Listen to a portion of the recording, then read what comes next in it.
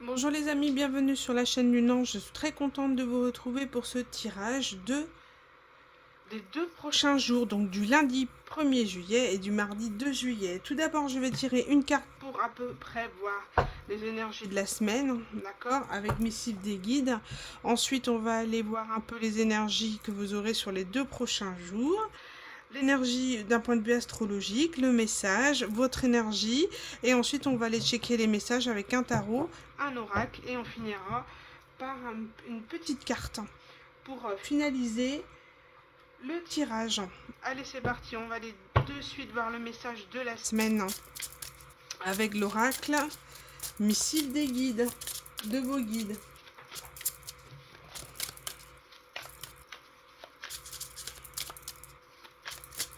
Alors, quel est le message? Vous êtes magique. Bon. Alors, dans cette carte, j'ai été obligée de faire pause pour la lire. On vous dit qu'ici, rien n'est parfait. Donc peut-être que cette semaine, il y aura de belles opportunités qui vont s'offrir à vous. Et on vous demande ici de ne pas être dans le jugement, que la perfection n'existe pas avec le divin. On est tel que l'on est à l'instant présent. Si quelque chose entre de votre vie cette semaine et qu'il y a des failles ou que ce n'est pas parfait, on vous dit que il y a toujours quelque chose à découvrir, à expérimenter et à aimer. Donc il faut abandonner donc le besoin d'un idéal et vous découvrirez le véritable trésor qui sera infiniment plus captivant et précieux. Donc peut-être qu'on est en train de lâcher l'apparence, la superficialité, ou en tout cas ce qu'on en attendait d'un idéal peut-être physique, ou un idéal masculin ou féminin qu'on attend dans sa vie. Et si on lâche cette notion de superficialité, d'apparence, on peut s'ouvrir à de belles histoires, voire de belles histoires d'amour. Donc, on vous dit ici de ne pas laisser vos yeux, d'accord, et de regarder et d'accepter les gens dans leur imperfection. Très beau message ici, de la semaine. Je vous montre celle-ci, elle est magnifique avec les petits anges ici. Super. Allez, on va aller voir le message pour les 2 prochains jours, du 1er et 2 juillet. Quel est le message qu'on souhaite vous faire parvenir? Bon, là j'ai trop de cartes, je peux pas. Allez, message du 1er au 2 juillet.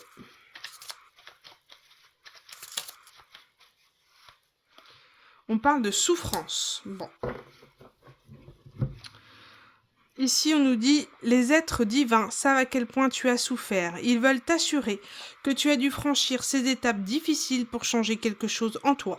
Maintenant que tu en as conscience, tu peux être certain que le plus dur est derrière toi. La souffrance t'aide à devenir meilleur.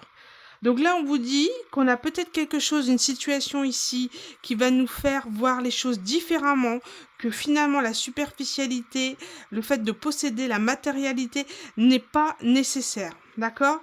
Et ici, on vous dit que de toute manière, tout ce que vous pouvez vivre dans votre vie qui a une souffrance, vous aide à devenir une autre personne, à devenir meilleur.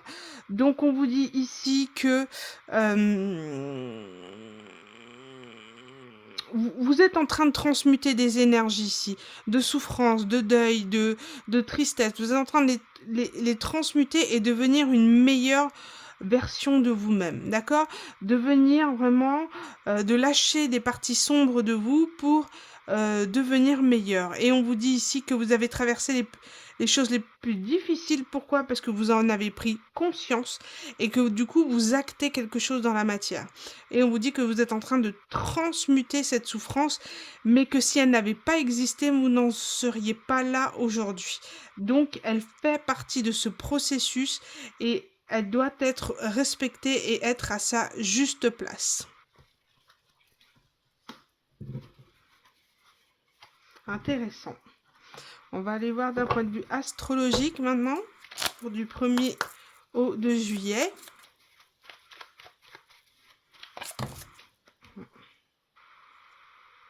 On parle de nourrir vos projets. Donc du coup, j'avais trop de cartes, hein, mais voilà, peut-être avez-vous des projets en tête, on vous demande de passer à l'action, de les réaliser.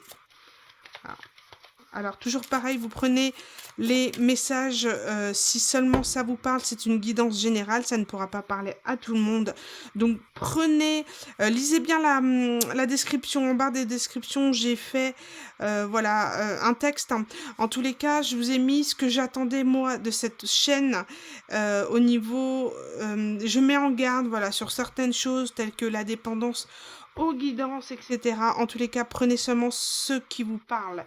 Ça doit vous transcender, ça doit vous procurer des émotions. N'essayez pas d'adapter le tirage, mais il faut qu'il concorde avec vos énergies. J'ai trop, je prends pas. Voilà. Une seule carte pour le 1er et 2 juillet.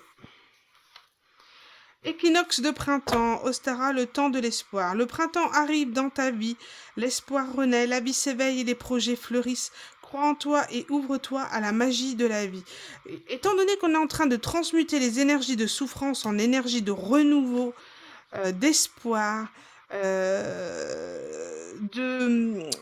êtes en train d'éveiller vraiment des très bonnes énergies. Du coup, automatiquement, vous allez les recevoir 10 fois plus. Donc, on vous dit de continuer à croire en vous, de vous ouvrir à la magie de la vie, aux opportunités qui arrivent, aux rencontres que vous pouvez faire, qui peuvent parfois enclencher des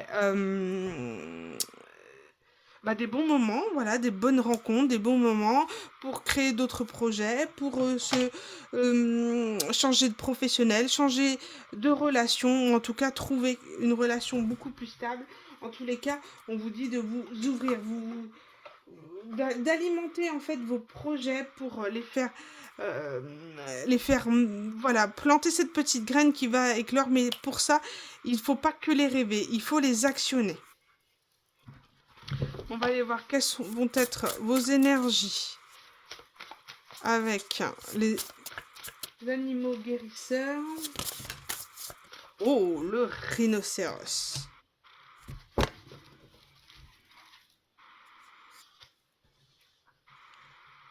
Avec en dos de deck l'énergie du lynx. Magnifique.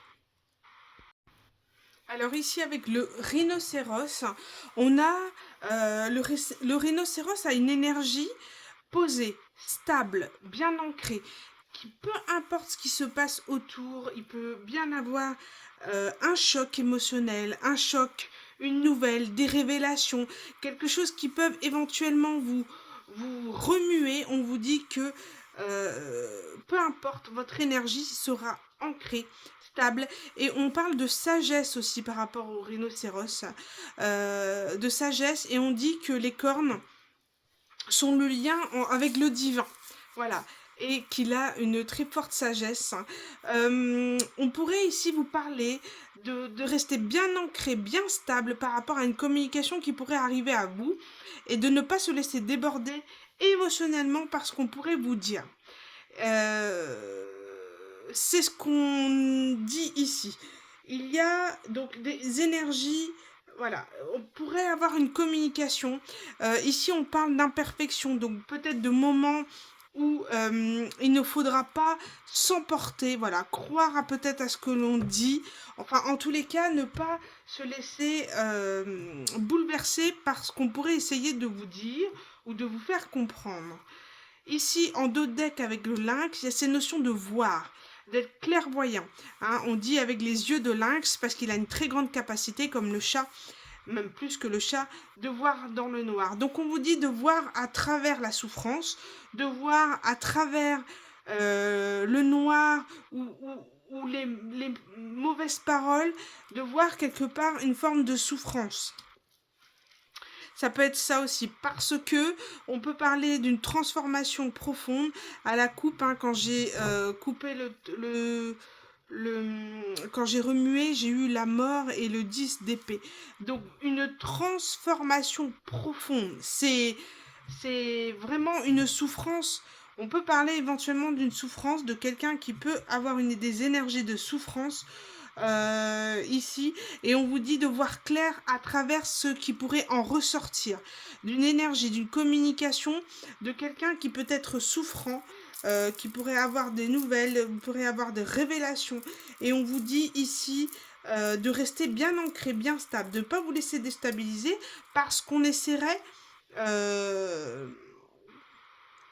de vous déstabiliser. Ouais, on essaie de déstabiliser votre chance, d'accord. On essaye de précipiter les choses. Normalement, l'escargot, il est là pour montrer qu'il faut le temps au temps pour arriver aux choses.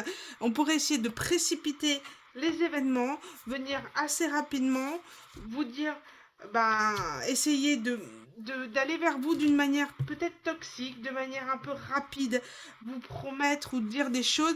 En tous les cas, c'est quelqu'un qui ne souhaite pas que vous ayez une clairvoyance, une prise de recul, ne pas laisser le choix, en fait, et de faire tourner votre chance. Il y a cette volonté un petit peu de précipiter les choses, que vous ne puissiez pas voir les choses arriver ou ne pas comprendre ce qui vous arrive pour vous déstabiliser.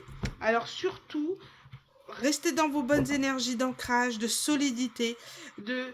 Voilà, il peut bien s'effondrer, il peut bien avoir quelque chose d'énorme qui peut arriver à vous, un flux émotionnel, une communication délicate. On vous dit de voir à travers la noirceur et voir à travers la souffrance de la personne ce qu'il en dégage. Voilà, de ne pas forcément en tenir rigueur. Alors, je ne sais pas si ça va parler à tout le monde, mais voilà, nous verrons bien. Donc voilà à peu près les énergies ici du 1er et du 2 juillet. Ouais, on refuse de voir prendre les choses de hauteur. On refuse de vous laisser votre chance. On veut vous bloquer et on veut précipiter les choses.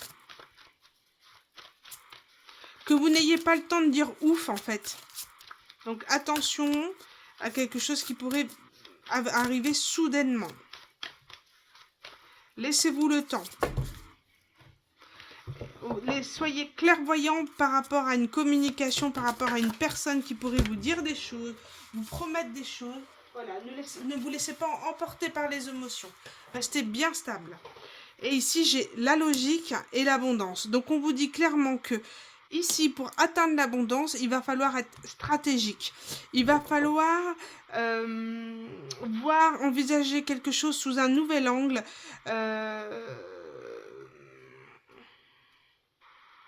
Là, on parle d'irrationnel cette fois et la solution apparaîtra. Donc c'est comme si vous fonctionnez avec votre mental, on vous demande de choisir avec le cœur, ou alors si vous avez tendance à être trop dans le cœur, trop dans l'empathie, on vous dit ici d'être pragmatique, logique et de voir les choses différemment. De ne pas vous laisser emporter émotionnellement. Par rapport, pour garder votre abondance. Ouais, il y a une notion ici de, voilà, de plongeon, de vouloir se lancer, de courage.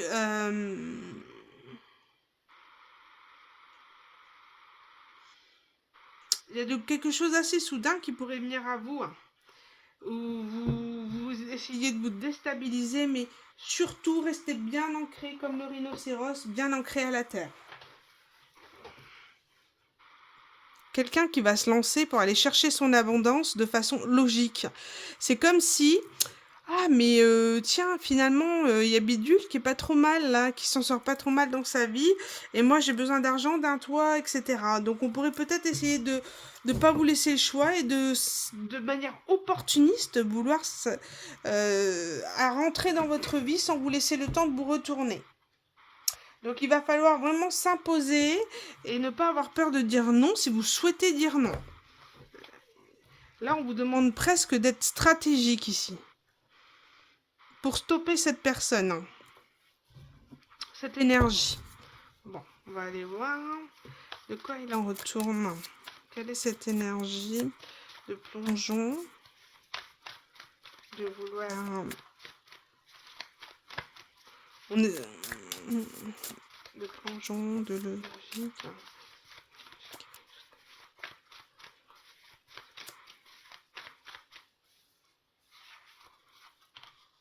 Bon, On parle d'un roi d'épée. Ici, le roi d'épée...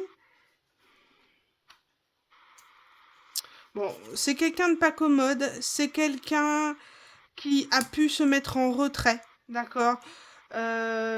Ici, on parle de pragmatisme. Ici, j'ai cette notion d'écoute avec les oreilles, de peut-être faire preuve plus d'écoute que de bavardage. D'accord.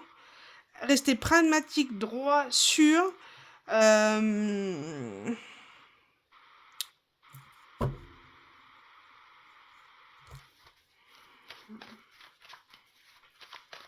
Quelqu'un qui vous a peut-être mis en silence, qui s'est caché, qui s'est mis en retrait.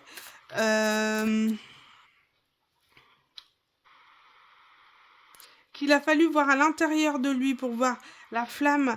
C'est comme si quelqu'un reprenait sa passion, mais on a aussi cette notion de roi d'épée qui peut être aussi d'un point de vue professionnel, un patron, quelqu'un qui va peut-être essayer de vous isoler, de vous pas de vous virer, mais de vous changer, de vous déstabiliser.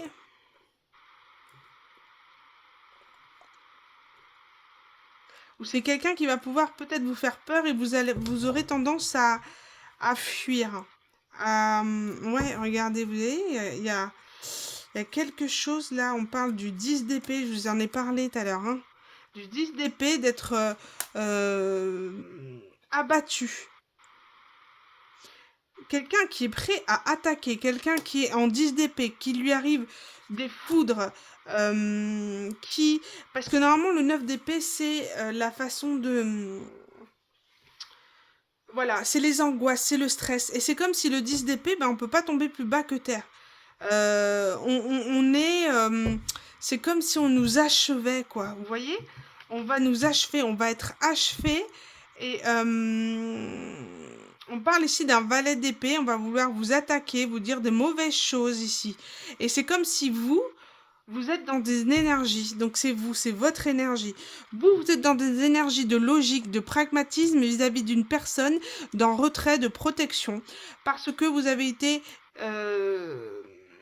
malmené, vous avez été vous protéger parce qu'on vous a vraiment blessé, d'accord? Et d'où cette notion de rester stable par rapport à ce qui arrive à vous. Pourquoi? Parce que ici j'ai quelqu'un qui se trouve en 10 d'épée, plus bas que terre, et qui va souhaiter attaquer comme si c'était vous la responsable de quelque chose. Et là, en dos de deck, j'ai quoi ici? Ouais. C'est comme si on indique, vous voyez, les cartes sont assez sombres, c'est comme si on invite à cette discussion à amener une forme de tempérance, de guérison. Il faut absolument apaiser ce lien. Donc, c'est comme si quelque chose arrivait ou une personne arrive pour mettre en commun, pour enclencher une discussion et ce sont des énergies pour amener le pardon, vous voyez? Donc là, c'est comme si quelqu'un va se sentir plus bas que terre parce qu'il va avoir une foudre, hein, une foudre. Et en tout cas, c'est quelqu'un qui se sent vraiment au plus bas, mais vraiment au plus bas, hein. On peut parler de dépression, on peut parler avec le 10 d'épée, en tout cas une fin de cycle douloureuse, d'accord? Un achèvement, on est achevé moralement, ça peut parler aussi d'une ruine, de perte d'argent.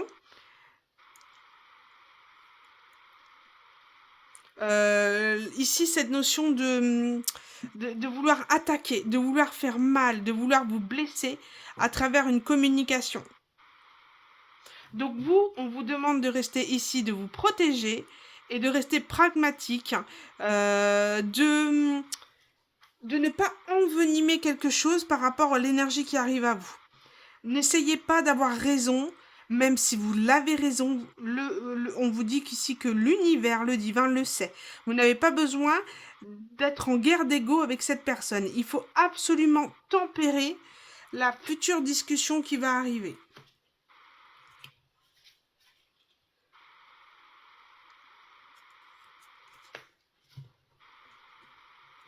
Alors, pourquoi tempéré. Pourquoi? Que se passe-t-il avec cette personne ici?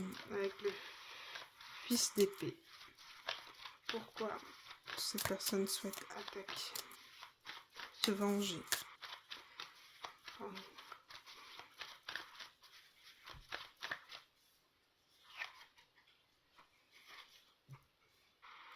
Elle est à l'envers. Ok.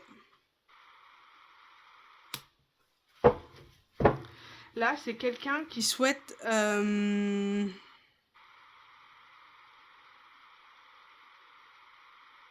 C'est quelqu'un qui va être ruiné, qui va perdre son abondance. C'est quelqu'un qui va perdre son abondance. Là, on parle de ruine, et là, on parle du 10 de pentacle. Le 10 de pentacle, le 10 de denier à l'envers. Donc, le 10 de denier, c'est l'abondance matérielle. Donc, c'est perdre un logement, c'est perdre ses revenus, c'est perdre, voilà, tout ce qui nous permettait de vivre jusqu'à présent, d'être dans une forme de zone de confort, on va le perdre. Et c'est comme si cette personne vous prend pour responsable de ce qui va lui arriver. Et on vous dit de surtout pas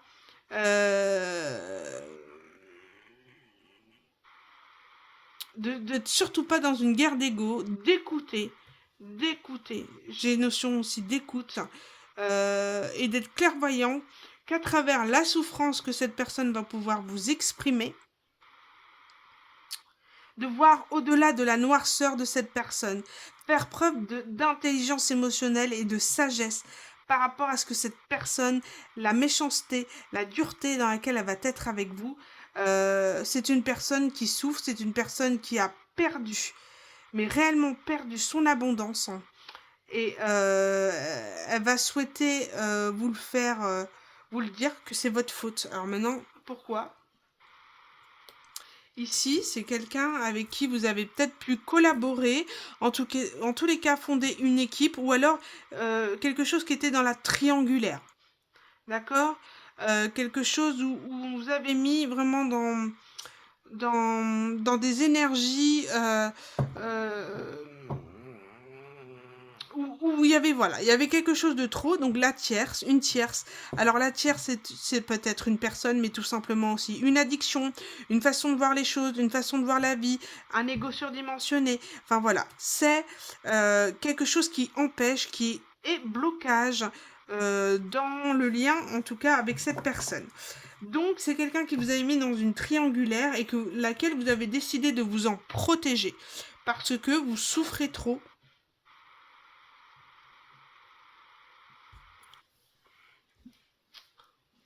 Voilà, là, c'est violent, hein. Et là, on vous invite à la guérison. Ah ouais, là, on... Pas de... Là, on vous dit clairement de ne pas... de ne pas chercher à avoir raison, hein. De ne pas vous emporter. Ou quelqu'un avec qui vous avez pu faire équipe, hein. Peut-être au niveau professionnel, quelqu'un qui va souhaiter vous attaquer. Ou au niveau sentimental, quelqu'un avec qui il y avait une tierce, un blocage. Alors, est-ce qu'on peut tirer des cartes pour vous déjà? Est-ce qu'on peut tirer une carte sur l'ermite et le père d'épée, le roi d'épée ici?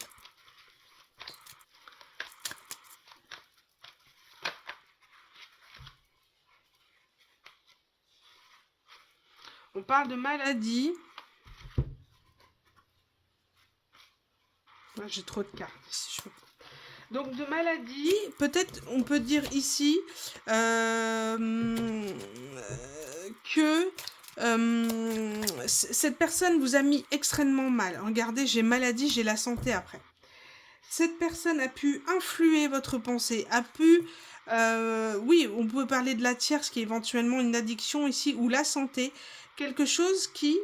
Ouais, j'ai la santé, j'ai le mariage. Donc... Allez, une carte. On peut dire que cette histoire a impacté la santé, a joué sur du psychique, a joué sur des addictions, vous vous êtes rendu malade. Vous voyez, on parle d'instabilité là. Juste voilà. Une carte sur le roi d'épée, s'il vous plaît, et l'ermite. On parle de mariage, les 3 fois. Hein. D'engagement. Qu'est-ce qu'on peut avoir sur l'engagement? Donc le mariage, ça peut être le partenariat professionnel.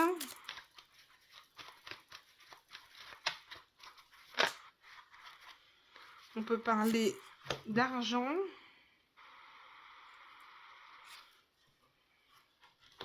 Conflit. Donc on peut parler ici de conflit par rapport aux biens matériels et d'engagement. Ah.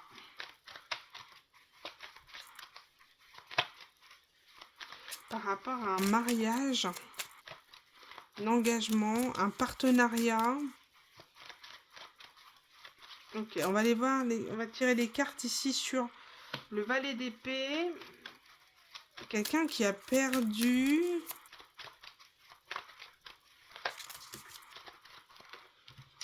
Ici, on parle d'éloignement et de choix. Donc, voilà. C'est une personne qui a fait un choix ici de partir, qui a fait un choix de s'éloigner. Et pourquoi? Pour aller, voilà, fricoter avec quelqu'un d'autre. Donc cette personne ici, donc a fait le choix de partir, d'accord, de déménager, de préférer une autre union, de s'éloigner, et c'est une personne qui a fait ce choix et qui se retrouve aujourd'hui dans des difficultés de perte financière. Alors ma question c'est, voilà,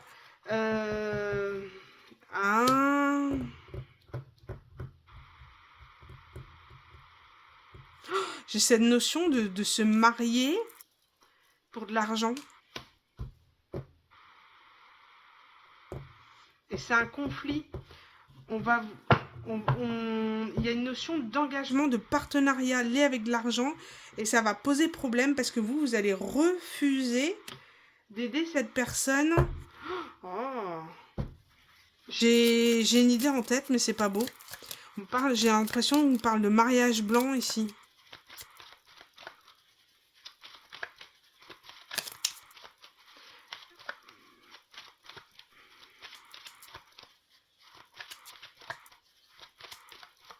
Alors, est-ce que je peux avoir une carte supplémentaire avec le roi d'épée et l'ermite?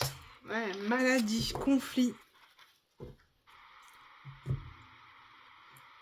Par d'un homme.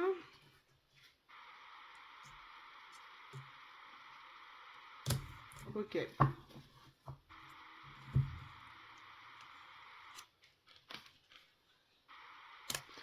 On parle de quelqu'un qui se rend malade, qui est en conflit, mais à qui ça a vraiment procuré beaucoup de stress, de maladie. Et c'est une personne qui ne souhaite pas. C'est terrible, mais je ressens le mariage blanc, le mariage, ou payer pour se marier.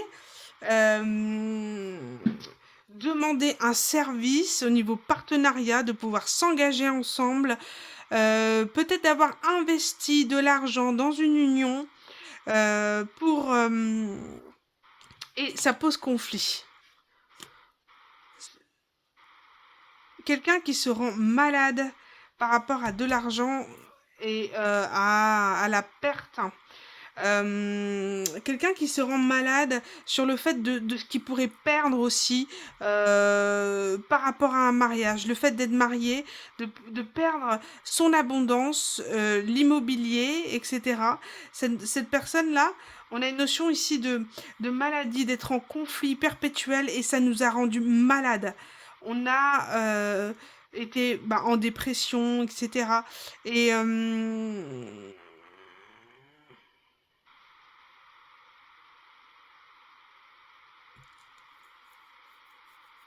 c'est intéressant aussi. Et là, on parle de personnes qui s'éloignaient, qui a fait le choix de déménager, d'aller vers une autre union pour aller de l'avant. Parce que, et là, on voit quelqu'un. C'est comme si vous allez être mis au milieu Vous voyez, là je ressens comme si, voilà, il y a la tempérance au milieu, la guérison, et là on parle de quelqu'un qui veut pas divorcer, qui se rend malade, et de l'autre côté, quelqu'un qui fait le choix d'aller vers une autre union et qui veut déménager, et qui a un choix à faire et qui veut s'éloigner, et là on retient quelqu'un avec de l'argent, et on se rend malade par rapport à ça. Donc c'est peut-être pas forcément vous, après c'est à vous de vous mettre dans la situation, mais c'est comme s'il y avait une guérison à avoir entre... Alors c'est peut-être vous qui êtes dans une des situations, mais on vous dit d'apaiser les choses, qu'il faut impérativement ne pas envenimer les choses. Qu'est-ce qu'on peut dire sur la tempérance? La tempérance, on vous dit... Bon. La tempérance, on vous dit que si vous restez dans la tempérance, que vous posez les choses, que vous ne mêlez pas, que vous optez pour la réconciliation ou l'apaisement du lien, on parle de réussite. De réussite.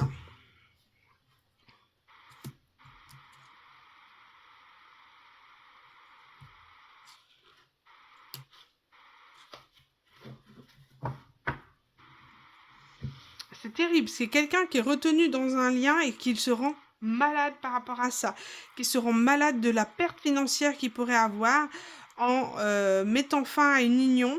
Du coup, on souhaite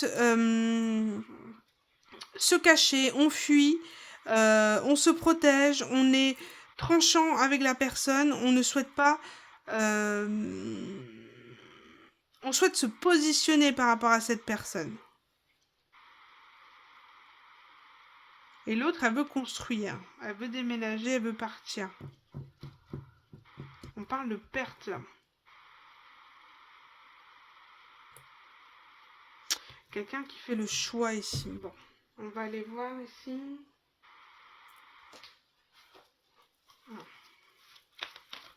Allez, une carte sur... Ici, union, déménagement, c'est parti.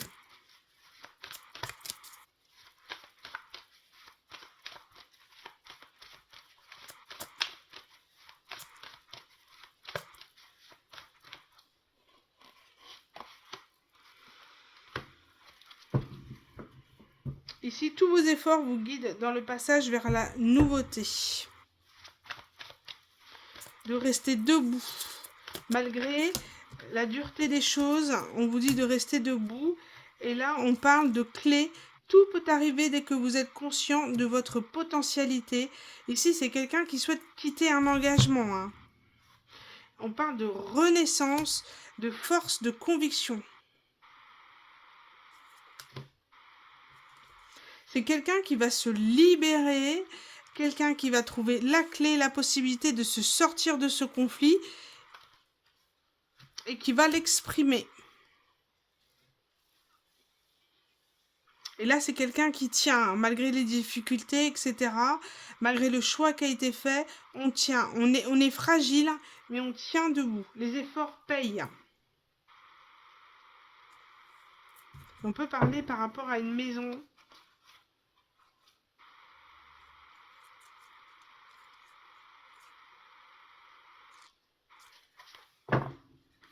Bon. Écoutez, je vais terminer. Je ne sais pas si ça vous parle, mais on verra sur les prochaines guidances. Si cela... N'hésitez pas à me laisser un message. En tous les cas, il y a un gros conflit ici au niveau d'une séparation, au niveau d'un mariage, au niveau d'un contrat. Et on vous demande d'être dans la tempérance. Pas d'énervement, rien. Et la tempérance permettra la réussite de ce conflit existant. On vous demande d'être stable, ancré, d'être dans l'intelligence émotionnelle, dans la logique et dans la compassion et l'intégrité. Quand tu fais preuve d'une véritable compassion envers toi-même, l'univers te répondra automatiquement en te comblant de joie et de chance. Faire preuve de souplesse, mais sois surtout honnête avec toi-même. Assume tes croyances et tes valeurs et les autres croiront en toi. Moi, je vois ici qu'il faut rester et dans la compassion vis-à-vis de la personne qui arrive pour se battre avec vous, d'accord? Ou pour vous communiquer quelque chose, en tous les cas. et de rester malgré tout intègre vis-à-vis de vous-même et de vous respecter. D'accord? À partir du moment où vous respectez, vous avez dans vos croyances, dans vos valeurs, les autres croiront en vous, de rester intègre, de par votre valeur, de par le joyau que vous êtes, l'énergie que vous êtes, d'être dans la force et la conviction de tenir tête à quelqu'un en fait. Et on vous dit c'est la clé, vous avez bien fait. D'accord? Et vous êtes resté intègre vis-à-vis de vous. Et cette personne en paye le prix en fait. En paye le prix. Mais vous avez eu raison de rester intègre vis-à-vis de vous-même. Et là, il faut vous respecter. Il va falloir... on peut dire que le conflit qui arrive pourra énormément vous déstabiliser par rapport à ça, mais on vous dit de rester intègre. Ouais, c'est comme si on vous demandait quelque chose qui n'est pas forcément bon ou honnête. Et on vous dit de rester intègre, de vos croyances, vos valeurs, être honnête vis-à-vis de vous-même et de vous respecter. D'accord? Et de pouvoir s'imposer. Force de conviction. Et la renaissance, c'est la clé. Ici, c'est quelqu'un qui doit aller vers la nouveauté, qui doit renaître, tel un poulain ici, d'accord? Il faut se remettre debout, remettre en selle pour pouvoir affronter la vie et ne pas attendre que les autres nous aident. Il y a cette notion de se débrouiller seul et d'y arriver, de rester debout et de stable et de poursuivre ses efforts. En tous les cas, vous êtes guidé vers la nouveauté, il faut l'accepter, d'accord? Et non pas l'imposer. Moi, ce que je pense là, clairement, il y a quelqu'un qui n'a pas le choix de déménager, de s'éloigner. On parle de déménagement, d'accord? Et pour rejoindre quelqu'un, d'accord? Mais ou de rejoindre une union, donc peut-être un partenariat, hein, pourquoi pas aussi. Et on n'a pas le choix, d'accord? Ça nous dévaste, hein. On est pris pour responsable. En tout cas, il y a quelque chose qui va pas... et on vous demande d'être dans la compassion vis-à-vis de la personne qui va vous attaquer, d'accord? Être dans la guérison, la tempérance. Vous devez vous protéger, rester intègre, mais ferme vis-à-vis de cette personne. Voilà les amis. C'est terminé pour cette guidance du lundi 1er et du mardi 2, qui est très intense, qui est avec des messages assez particuliers. Je pense pas que ça pourra parler à tout le monde, j'espère en tout cas. N'hésitez pas à liker, partager. Je vous embrasse très fort et je vous dis à bientôt pour une nouvelle guidance les amis. À bientôt.